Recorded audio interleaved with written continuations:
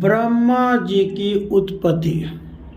श्री मैत्रेय जी ने कहा, भगवान संकर्षण ने निवृत्ति परायण सनत कुमार जी को यह भागवत सुनाया था, ऐसा प्रसिद्ध है।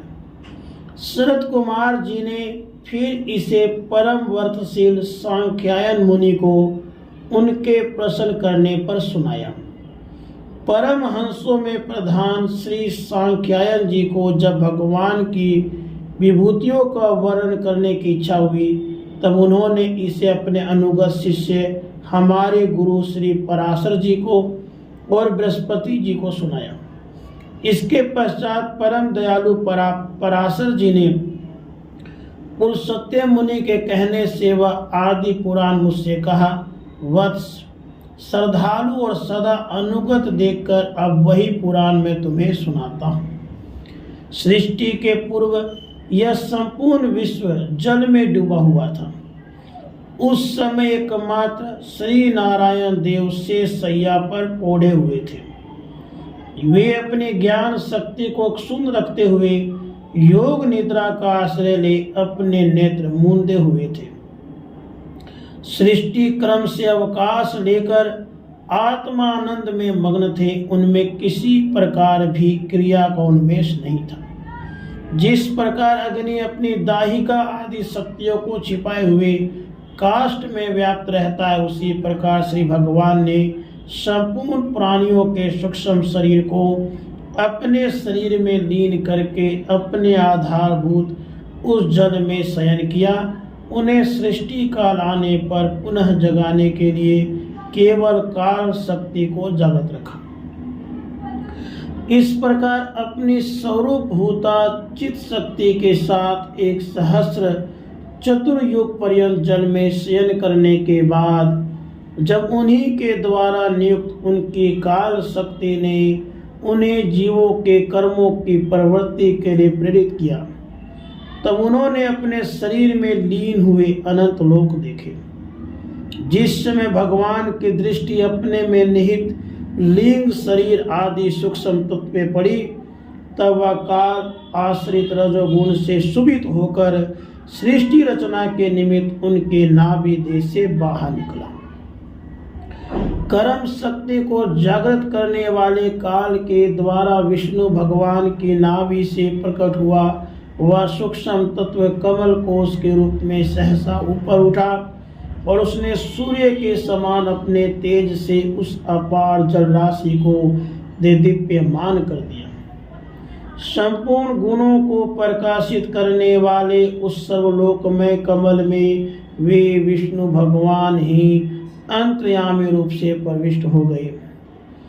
तब उसमें से बिना पढ़ाए ही स्वयं संपूर्ण वेदों को जानने वाले साक्षात वेद मूर्ति श्री ब्रह्मा जी प्रकट हुए, जिन्हें लोग स्वयंभू कहते हैं। उस कमल की कर्णिका में बैठे हुए ब्रह्मा जी को जब कोई लोक दिखाई नहीं दिया, तब वे आंखें फाड़कर आकाश में चारों ओर गर्दन घुमाकर देखने लगे। इससे उनके चारों दिशाओं में चार मुख हो गए। उस समय प्रलयकालीन पवन के थपेड़ों से उछलती हुई जल की तरंग मालाओं के कारण उस जल राशि से ऊपर उठे हुए कमल पर विराजमान आदि देव ब्रह्मा जी को अपना तथा उस लोक तत्व रूप कमल का कुछ भी रहस्य न जान पड़ा।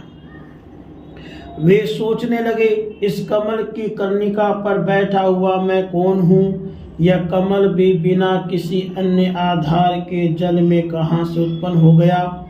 इसके नीचे अवश्य कोई ऐसी वस्तु होनी चाहिए जिसके आधार पर यह स्थित है। ऐसा सोचकर वे उस कमल की नाल के सूक्ष्म छिद्रों में होकर उस जल में घुसे, किंतु उस नाल के आधार को खोजते खोजते नाभि देश के समीप पहुंचने पर भी वे उसे पा न सके। विदुर जी उस अपार अंधकार में अपने उत्पत्ति स्थान को खोजते खोजते ब्रह्मा जी को बहुत काल बीत गया। यह काल ही भगवान का चक्र है जो प्राणियों को भयभीत करता रहता है। अंत में विफल मनोरथ हो वे वहां से लौट आए और पुनः अपने आधारभूत कमल पर बैठकर धीरे धीरे प्राणवायु को जीतकर चित्त को निसंकल्प किया और समाधि में स्थित हो गए। इस प्रकार पुरुष की पूर्ण आयु के बराबर काल तक अच्छी तरह योगाभ्यास करने पर ब्रह्मा जी को ज्ञान प्राप्त हुआ। तब उन्होंने अपने उस अधिष्ठान को, जिसे वे पहले खोजने पर भी नहीं देख पाए थे, अपने ही अंतःकरण में प्रकाशित होते देखा। उन्होंने देखा कि उस प्रलयकालीन जल में शेष जी के कमल नाल सदृश गौर और विशाल विग्रह की सैया पर पुरुषोत्तम भगवान अकेले ही लेटे हुए हैं। शेष जी के 10,000 फण छत्र के समान फैले हुए हैं। उनके मस्तकों पर किरीट शोभायमान है। उनमें जो मणियां जड़ी हुई है, उनकी कांति से चारों ओर का अंधकार दूर हो गया है। वे अपने श्याम शरीर की आभा से मरकत मणि के पर्वत की शोभा को लज्जित कर रहे हैं। उनकी कमर का पीठ पट पर्वत के प्रांत देश में छाए हुए सायंकाल के पीले पीले चमकीले मेघों की आभा को मलिन कर रहा है।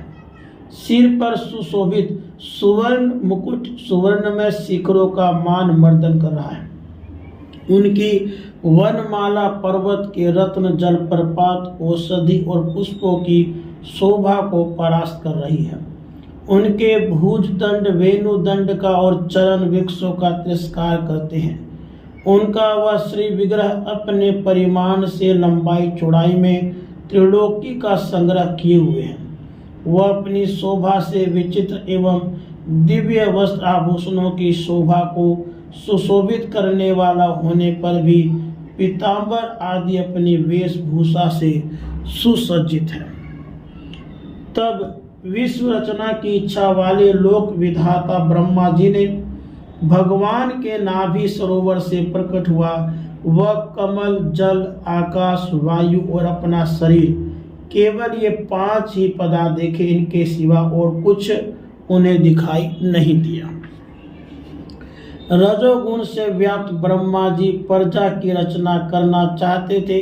जब उन्होंने सृष्टि के कारण रूप केवल ये 5 ही पदार्थ देखे, तब लोक रचना के लिए उत्सुक होने के कारण वे अचिंत्य गति श्री हरि में चित्त लगाकर उन परम पूजनीय प्रभु की स्तुति करने लगे।